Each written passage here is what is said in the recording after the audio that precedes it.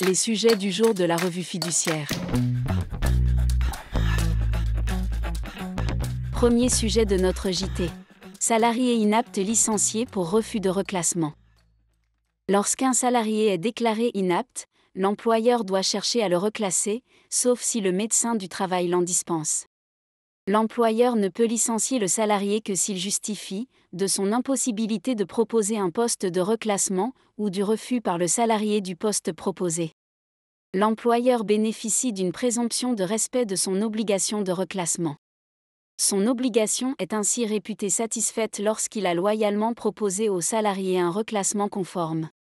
En pratique, il doit proposer un emploi répondant aux caractéristiques requises après avoir consulté le CSE et pris en compte l'avis et les indications du médecin du travail. Dans une affaire récente, la Cour de cassation rappelle que lorsque le poste proposé par l'employeur à un salarié inapte est conforme aux exigences posées par le Code du travail, son obligation de recherche de reclassement est réputée satisfaite. En conséquence, le salarié qui refuse ce poste peut être licencié pour inaptitude et impossibilité de reclassement. Ce licenciement repose sur une cause réelle et sérieuse. Deuxième sujet de notre JT. Renonciation tacite à la qualité d'associé, nouvelle exigence de preuve. Pour rappel, lorsqu'un époux commun en bien acquiert ou souscrit des parts sociales avec des deniers communs, son conjoint doit en être informé. Le conjoint dispose alors d'un droit de revendiquer la qualité d'associé pour la moitié des parts acquises. Il existe alors deux possibilités, soit le conjoint revendique sa qualité d'associé, soit il y renonce. Dans cette affaire, des époux mariés sous le régime légal créent chacun leur propre SARL avec des deniers communs. À la suite d'un conflit, l'époux revendique sa qualité d'associé au sein de la SARL de son épouse qui refuse de lui communiquer les comptes sociaux.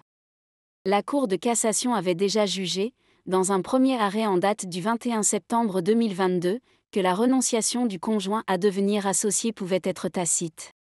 Et que, de ce fait, l'époux avait bien tacitement renoncé à sa qualité d'associé. La Cour d'appel de renvoi estime cependant que le comportement du mari ne permettait pas de caractériser la renonciation. L'épouse forme alors un nouveau pourvoi en cassation que la Cour de cassation rejette.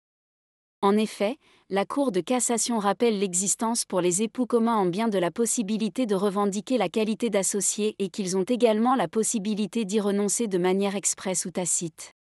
Mais la Cour apporte, ici, une nouvelle précision et exigence de preuve pour reconnaître la renonciation tacite.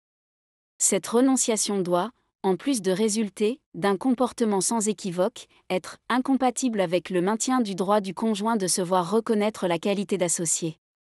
Cette nouvelle exigence rend la preuve de la renonciation tacite à la qualité d'associé extrêmement difficile à apporter.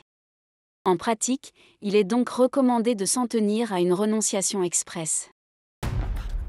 Troisième sujet de notre JT. Plus-values immobilières. À propos d'un litige en matière de plus-value immobilière, le Conseil d'État a récemment tranché le cas d'une cession portant, sur une partie seulement, d'un bien immobilier. Les juges ont considéré qu'en l'absence de mention du prix d'acquisition de cette seule partie dans l'acte d'achat, le prix d'acquisition à retenir pour le calcul de la plus-value imposable correspond à la valeur vénale réelle du bien à sa date d'entrée dans le patrimoine.